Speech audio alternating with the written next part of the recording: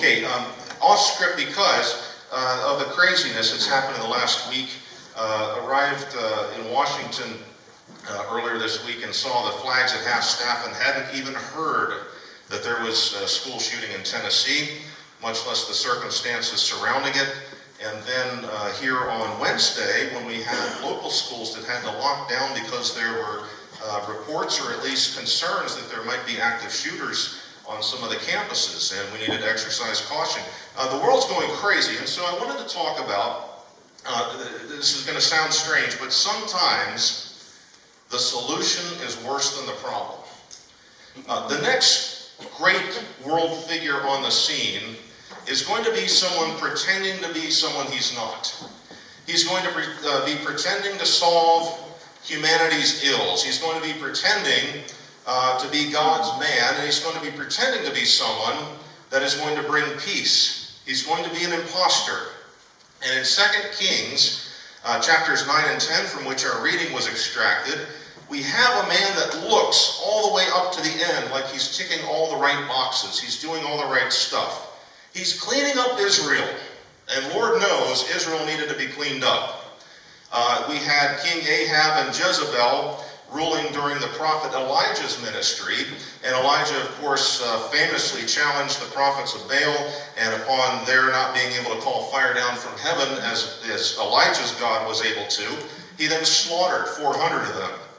And then, of course, wicked Queen Jezebel decides to hunt him down for his life. He hides out in a cave for a little while. And then ultimately, God takes Elijah to heaven in a fiery whirlwind, and Elijah passes on the prophetic mantle to Elisha. And in the meantime, King Ahab is killed in battle when he's trying to hide and disguise himself as someone he's not. And it says a bowman drew a bow at a venture, smote him between the joints of his armor, and he died. And since then, Jezebel, his wife who brought in the prophets of a wicked foreign god, wife who killed their next door neighbor so Ahab could put a garden where his vineyard was. She's been pulling the strings ever since Ahab's death. In fact, she was pulling the strings during Ahab's life. He was a puppet king, and Jezebel was the power behind him, as she has been since. And here she is, she's still controlling from behind the scenes, still considers herself a queen, and God has had enough of it and says it's time to bring in someone who's going to clean up my country, clean up my house. And so Elisha, in 2 Kings chapter 9, sends a man, a son of the prophets, to anoint Jehu king. The problem is that although coming from God, this mission is done in secret. This prophet takes Jehu into a back room away from his men, his captains, anoints him king, and then runs out. This prophet, he gets on his horse and gets out of Dodge. And when Jehu emerges from this secret room, his captains ask him what happened. And he said, I was just anointed king over Israel. And so they blow the trumpets with great fanfare.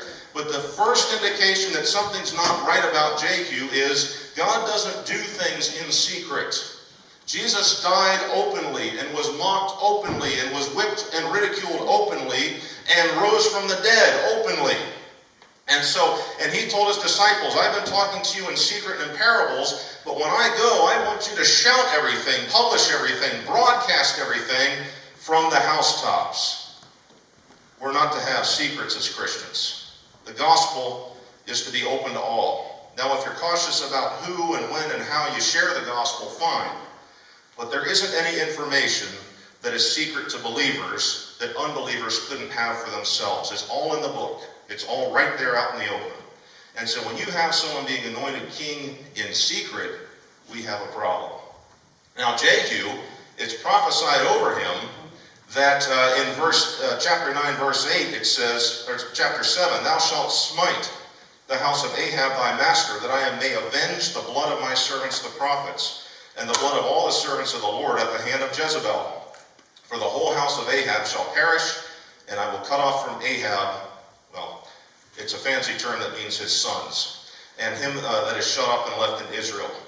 And I will make the house of Ahab like the house of Jehoram, son of Nebat, like the house of Baasha, son of Ahijah. That is just a distant memory. And the dogs shall eat Jezebel in the portion of Jezreel. There shall be none to bury her. And he opened the door and fled. This is good. He's going to avenge the blood of the prophets. He's going to get rid of all the false prophets and false priests of Baal. And he's going to finally destroy this wicked Queen Jezebel, who's been ruling things from the shadows. All wonderful stuff. And so in verse 11, he comes riding hard. And King Joram, who's in the city of Jezreel, walled up. He sends out emissaries. As he sees this group of people coming from the distance, he sends out emissaries, and they ask him, "Is it peace?" It says in verse 18, "There went one on horseback to meet him, and said, Thus saith the king, Is it peace? And Jehu said, What hast thou to do with peace? Turn thee behind me. And the watchman told, saying, The messenger came to them, but he cometh not again. So Jehu says, Out of my way, I've got a mission. I am on a mission literally from God. Then the second man comes out on horseback in verse 19 and says, Is it peace? And Jehu says to him, What hast thou to do with peace? Turn behind me. And the watchman told, saying, He came even unto them, and cometh not again. That is, Jehu told him to get out of his way, and Jehu and his troop drive on. And they figure out it's Jehu because he's driving furiously. So apparently Jehu had road rage in Israel, and they knew it was him driving the chariot. So King Joram says, It's time for me to get out of here. And he loads up his chariot and gets ready to flee, but they cut him down. And then in verse 24 it says how? It says, As he fled, Jehu drew a bow with his full strength and smote Jehoram between his arms, and the arrow went out at his heart, and he sunk down in his chariot. Jehu is a skilled bowman. Can hit a man riding away in a chariot so the arrow goes through his back and out his heart in the front. Awesome. Problem is, when we talk about Jesus Christ, what is Jesus Christ's weapon? A sword, not a bow. Turn to Revelation chapter 6 and we'll find out who has a bow. Revelation chapter 6 and verse 1. It says, I saw when the Lamb opened one of the seals, and I heard as it were the noise of thunder, one of the four beasts saying, Come and see. And I saw, and behold, a white horse, and he that sat on him had a bow, and a crown was given unto him. And he went forth conquering and to conquer. Man on a white horse wearing a crown with a bow to go conquer. Any guesses who that might be? I heard some tepid Jesuses. The problem is Jesus doesn't show up on his horse till Revelation 19. This is an imposter. This is someone pretending to be the King of Heaven. This is someone wearing the vestments and has the right colors and looks the part, but he's not God's Son. He's the Antichrist. Anti means against, it also means before. Who shows up before the real Christ? The before Christ, the Antichrist. And so we have from those clues that Jehu was anointed in secret. He was anointed by direction of God in secret, and that he carries a bow. And Revelation 6 shows someone coming down from heaven, God's man, if you will, coming down with a bow, but he is not the Son of God. He's an impostor. It's too soon. So Jehu is going to continue to accomplish all these amazing feats in Israel. It says, let's see, when in verse 27, Ahaziah, the king of Judah, saw this. He fled by the way. Jehu followed after him and said, Smite him also in the chariot. And it said he fled to Megiddo and died there. Megiddo is the valley in which Christ will return and slaughter his enemies. That is, Armageddon means Mount of Megiddo. Then it says that in verse 30 of chapter 9, It says, when Jehu was come to Jezreel, Jezebel heard of it. He's already dispatched 2 wicked kings. And now here's Jezebel, the queen bee. And she painted her face and teared her head and looked out a window. She dressed up for prom.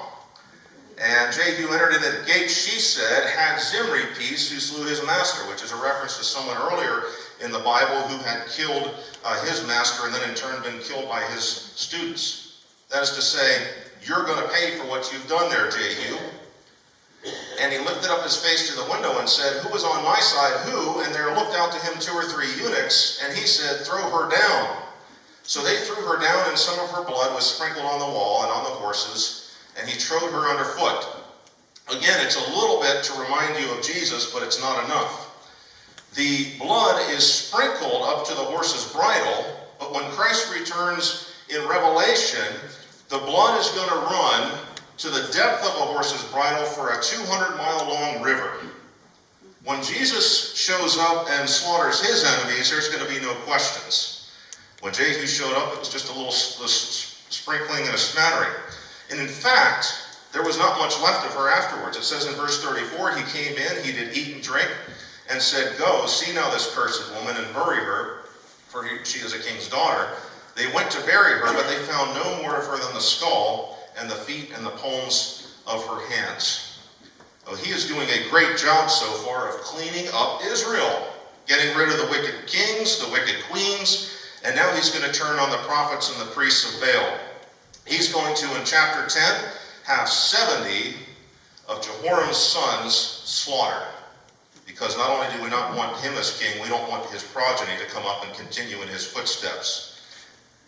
He wrote a letter in verse 6 and said to the captains scattered around the country that said they were loyal to Jehu. He said, if you're loyal, chop off his sons' heads and send their heads to me. And they did it. They sent 70 heads of his sons, and they stacked them up by the gate to Jezreel. Then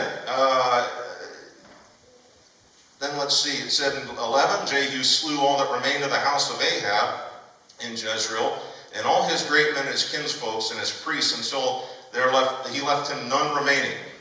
And then it says that in verse 18 of chapter 10, he's going to play a trick on all the priests of Baal. He calls them together and he says, Ahab served Baal a little bit, Jehu, that me, I will serve him much. Now let's get all the priests of Baal together and let's have a worship service. And so he calls all the worshipers of Baal, and then he makes sure that none of the worshipers of God, it says in verse 23, that search and look that there be here with you none of the servants of the Lord, but the worshipers of Baal only. So he's dividing the wheat from the chaff. I only want Baal's priests here.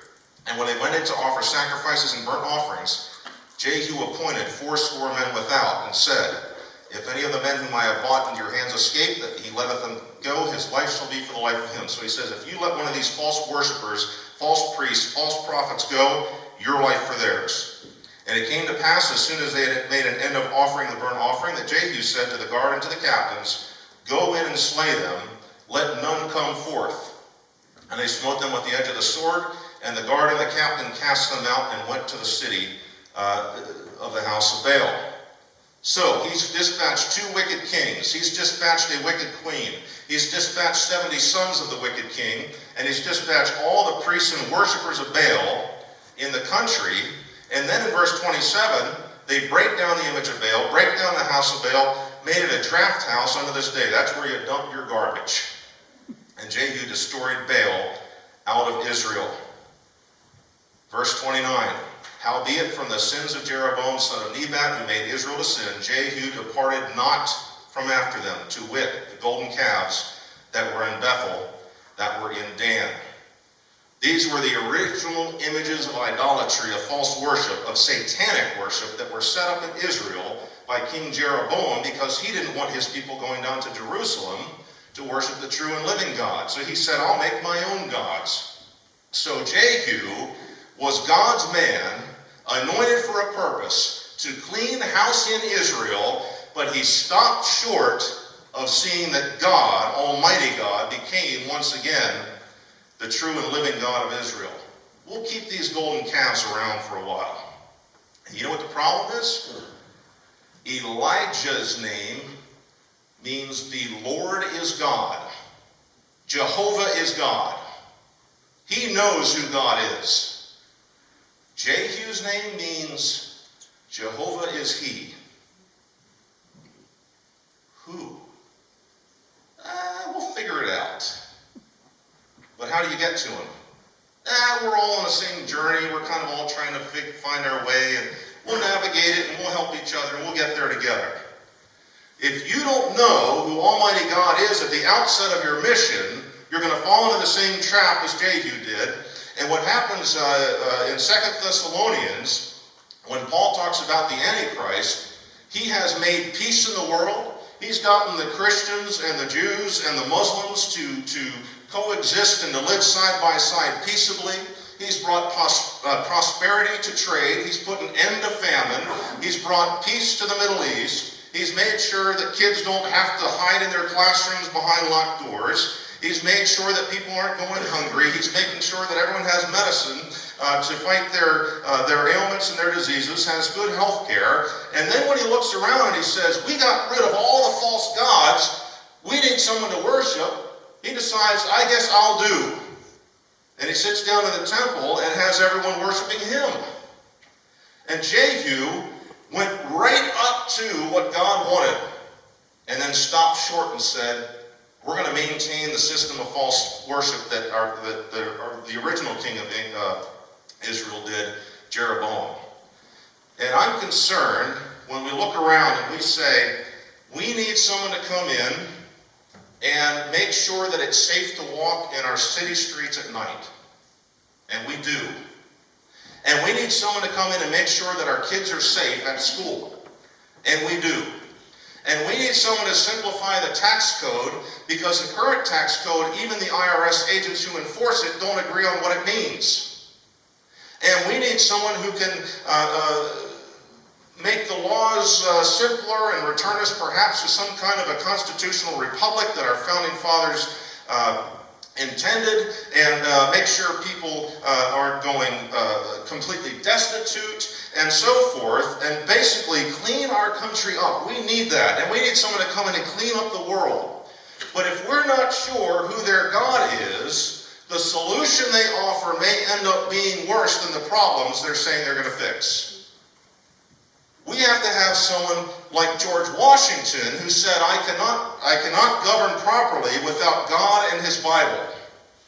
Abraham Lincoln said something very similar, that everything good that God has ever offered mankind has come in his book. They submitted themselves to Almighty God. That is, they said, Jehovah is my God, and coincidence, they're probably the two greatest presidents that we have in our history. Two men who submitted themselves to God and his word. When someone comes in and says, I'm going to clean up Washington, I'm going to make it safe, I'm going to fix health care, I'm going to fix the economy, I'm going to fix the wars going on in Ukraine and the Middle East and everywhere else, you better look over their shoulder and see who is their God. Who are they following? And if it's anything like Jehu, they're going to bring more calamity, more upheaval, more destruction, more death, more idolatry and wickedness than was ever there before. Psalm 23 never promised us that God would fix the circumstances or get rid of our enemies. It says, I will prepare a table before you in the presence of your enemies. And so I believe as an American that we have not only the right but the responsibility to address the government and to demand a redress of grievances when we see things that are happening that we don't like in our country. But don't take the first cowboy riding into town who says, I'm going to fix it, until you find out who he's worshiping. We've had a lot of people who went to Washington claiming they were going to fix it and ended up making a bigger mess than was there before.